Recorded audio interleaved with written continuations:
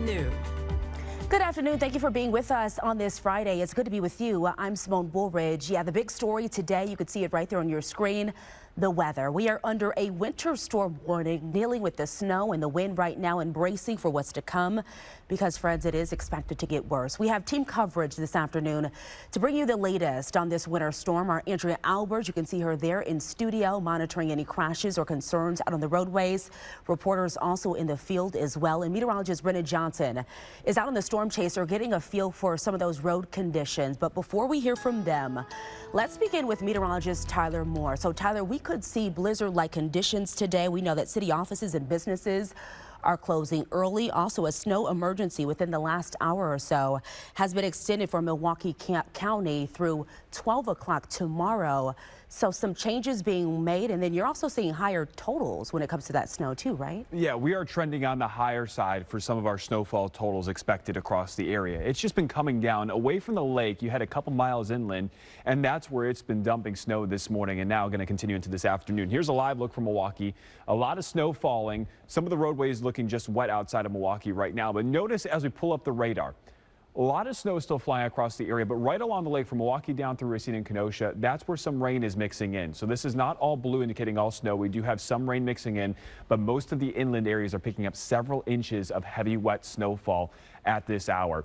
Now, if we look at what we have for the day, it is a winter storm warning. This has not been upgraded to a blizzard warning because we're just below that criteria, but this continues until noon tomorrow. Most of the snow wraps up by midnight tonight. We'll see some leftover snow showers, but that snow is still going to blow and drift around as we head throughout the day on Saturday. So you can see the highest snowfall chances are from now through about midnight tonight, and then it drops off into tomorrow. We are going to be looking at the snowfall really piling up over the next couple of hours. This is the bulk of our accumulations during the day today. And then as we head to tomorrow, just looking at a couple leftover snow showers across the area. Andrea?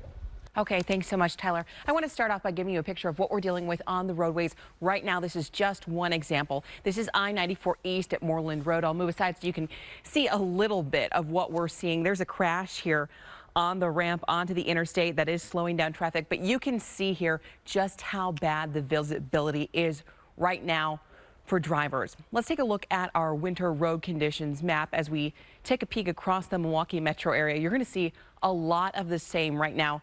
Take a look at this. The pink indicates slippery conditions all across our area right now. And snow and ice covered, you can expect that on many of the side roads and the main roads. You saw that on our DOT cameras. Let's zoom out here and take a look at what traffic looks like across the metro area. The red and orange indicates stop and go or slowed traffic. I do want you to know 4145 South is closed at Lannon Road because of a crash, and we are seeing multiple crashes and slide-offs across the area. There are snow emergencies that have been declared in Milwaukee County, in Greendale, Kenosha, Racine, Menominee Falls, and West Dallas. If you are in any of these areas, what you need to know is that there are some changes to parking restrictions, so make sure you're aware of that. We'll keep an eye on the roads. Right now, let's go back to Symone. Yeah, that snow impacting so many drivers out there. So that was a look at the travel map. Let's get an on-the-ground look of the roadways here. Brendan is in the storm chaser this afternoon. Brendan, you are in the Brown Deer area heading to Mequon. How are the roads looking where you are? Yeah, Symone, just a few minutes ago, we turned left onto Mequon Road from Cedarburg Road, and I got to tell you, it's a stark difference from the city of Milwaukee and to areas just northwest of the city. Right now, we are traveling on Mequon Road, and you can see snow completely covering the roadways, and we've only got the tire tracks that are actually visible here on the road surface. So this is the kind of road condition where you need to increase that following distance, you need to put those headlights on, and definitely allow for much more time. Going to take you to the roof. I've pointed the camera behind us because the snow is coming right in at the front of the storm chaser, and you can see these road conditions, the road crews really concentrating their efforts, as we've understood, on those interstates, these main roads probably next up, but even these are starting to lose their kind of quality here in terms of driving condition over really the last couple of hours. So big tips here, take it slow. We're in the storm chaser. It's a very heavy vehicle with snow tires that are built for this kind of weather. We're going to continue to take it slow, head in the direction of West Bend here as we go throughout the course of the afternoon. Symone? Yeah, and that picture is exactly why people are being asked to stay home if they can. Thank you, Brendan. The weather also causing a ground stop delay at O'Hare International Airport in Chicago. The FAA issuing the order earlier this morning, and according to the agency's website, it still remains in effect. Officials say that during ground stops, all flights are diverted from the airport. Takeoffs are halted and inbound flights are being held. And here at home, Milwaukee's airport has also seen many cancellations today, but it is open for business. Our Cindy Orr is live on the tarmac as crews work to clear the runway and de-ice the planes there. Cindy, you're really getting a unique look because we really don't see this often. So how are things working there? Yeah, everything's moving like a pretty well-oiled machine. They're really working through the thick of the storm. You can see right now the winds are just absolutely intense. I'm here with Harold Messer, who's been helping us out. He's got us in a safe location here near the runway. Tell us, I know you said it's a very choreographed dance, making sure that that runway is good to go for the rest of the day today. Yeah, so we have a really dedicated crew out here. They're working 12-hour shifts to make sure the planes can land and take off safely here at the airport. So there's about 15 or 20 pieces of equipment that go down the runway all at the same time, and we time those runs so that it does not interfere with any planes that are landing or taking off. In addition to that, we have dozens of other people who are keeping the taxiways and ramp areas clear. But this is hard work, and my hat goes off to our team here that we've been able to remain open during the storm. And I see them making their way down right now. Actually, if we're going to have Wes turn around the other way to show you that crew that's actually working down that one runway they're working to clear. And you said that there's no set time for them to move. It's just kind of a communication between the pilots, the crew on the ground, and people up in the tower on when they clear it out. Yeah, so it's a partnership between our operations and our maintenance teams. So our ops team is monitoring conditions. We have a staff person in the control tower to make sure that we can take that runway when we need to and make sure it's open, clear, and safe for airplanes to land and take off. Awesome. So definitely a choreographed, well-oiled machine, team effort to make sure that you can get to where you need to go. And of course, them being open doesn't mean we're not going to still see some cancellations, but just know they're doing everything they can so that if you do have a flight, you'll make it there safely. Symone? Yeah, we can see that work being done. Shout out to them for keeping us safe and making sure that we are able to get to our destinations to and from safely. Thank you so much, Sydney. Well, right now, let's take a look at some of the power outages from the storm as it continues to rise. So we kind of seen this number kind of fluctuate today. Here's a live look at the We Energies outage map. Currently, there are just less than 13,000 outages. We've been monitoring the map since early this morning.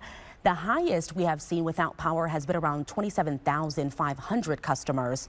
So, of course, we will keep an eye on this and keep you updated on any major changes. But being without power on a day like this is not ideal. Our Jenna Ray is live in West Dallas.